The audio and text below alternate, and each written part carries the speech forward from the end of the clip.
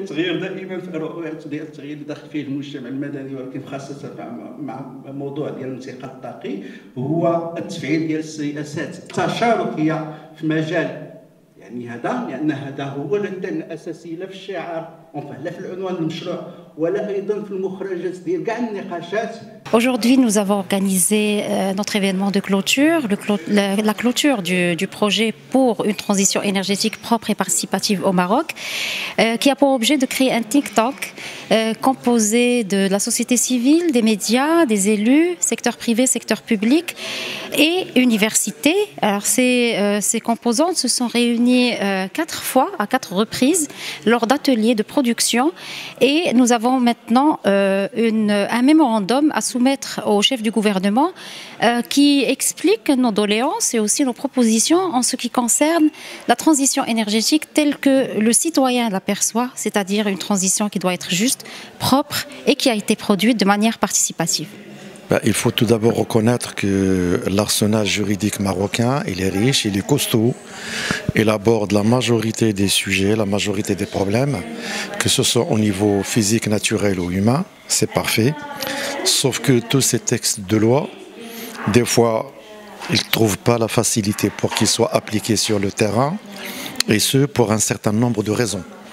Et c'est là vraiment où réside le vrai problème de l'application des textes de loi relatifs, entre autres, à l'environnement. Il faut citer tout d'abord le fait que des fois, il y a des textes d'application qui manquent. Nous avons la loi cadre, mais il manque les textes d'application. Et donc, les gens du terrain ne savent pas comment s'y prendre. Malgré la disponibilité et l'existence du texte de loi, il reste toujours la lacune. Et ça, c'est très sérieux. Et j'en donne comme exemple, avant, c'était la loi 1095 relative à l'eau, et puis après la loi 3815.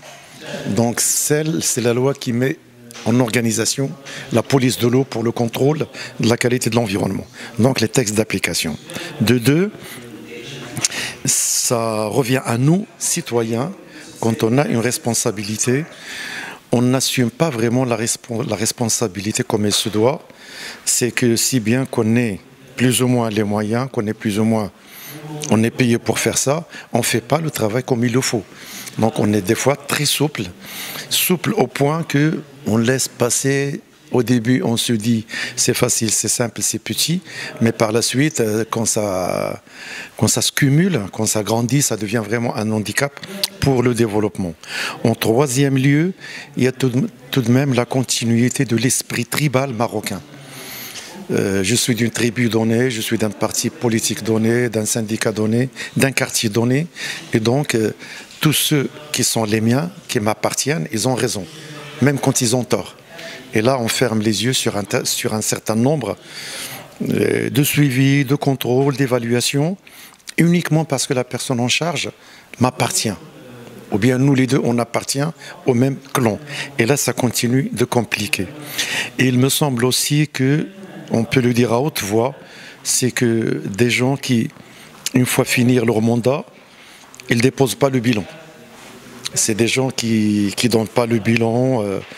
On ferme les yeux sur beaucoup d'imperfections, d'incertitudes qui induisent des fois à beaucoup d'erreurs, qui nous reviennent beaucoup trop cher, mais il n'y a personne qui est derrière pour évaluer, pour juger, à la limite pour passer le tout en crible.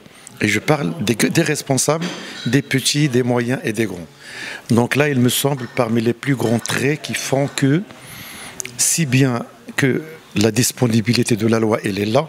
La mise en application, des fois, beaucoup de fois, elle a beaucoup de mal pour qu'elle soit appliquée sur le terrain.